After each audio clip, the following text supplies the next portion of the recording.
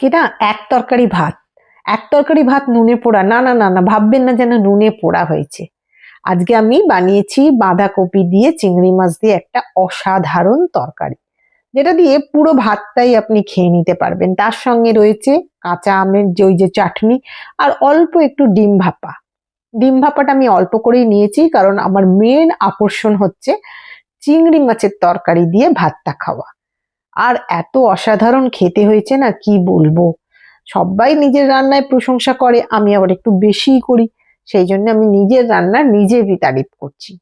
আস্তে আস্তে এই সমস্ত রেসিপিগুলো কিন্তু আমার চ্যানেলে আসবে, আপনারা একটু ফলো করতে থাকবেন। রোজই ভাবি আজ দেবো কাল দেবো, এত কাজের প্রেশার থাকে যে বড় রেসিপি এডিটিং করে দেওয়ার আর সময় পাচ্ছি না। কিন্তু না, সময় বার করতে হবে এবং বার করে আপনাদের সঙ্গে শেয়ার করতে হবে, প্রমিস।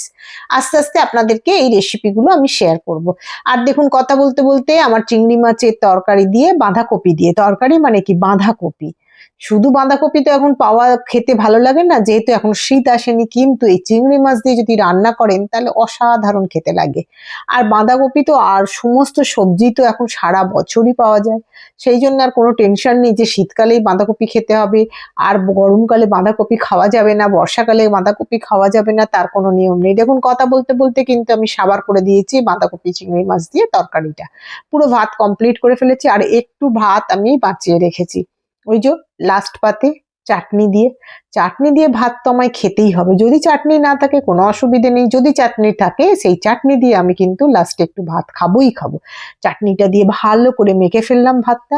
খেতে খেতে মোটামুটি চাটনিটা আমি কমপ্লিট করেই ফেলেছি। ভাবছি যে আবার নতুন করে বানাতে হবে, যদিও এখনো অনেক দিন চলবে, মাস দুয়েক তো চলবেই।